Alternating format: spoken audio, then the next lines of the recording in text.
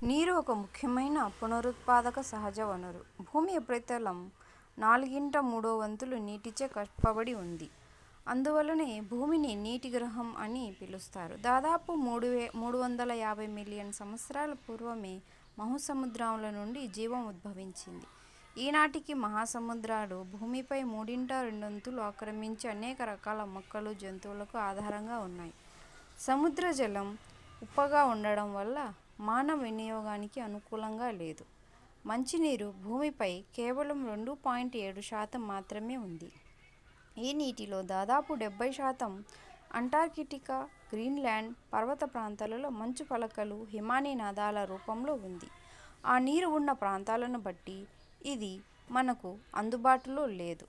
కేవలం 1% మంచినీరు మాత్రమే మానవ వినియోగానికి అందుబాటులో ఉంది. ఇది భూగర్భ జలాల, నదులు, సరస్సులు, వాతావరణంలో నీటి ఆవిరి రూపంలో ఉంది. కాబట్టి మంచినీరు భూమిపై గల అత్యంత విలువైన పదార్థం. భూమి నుండి నీటిని తీసివేయడం గానీ, కలపడం గానీ వీలుపడదు. భూమిపై నీటి పరిమాణం స్థిరంగా ఉంటుంది.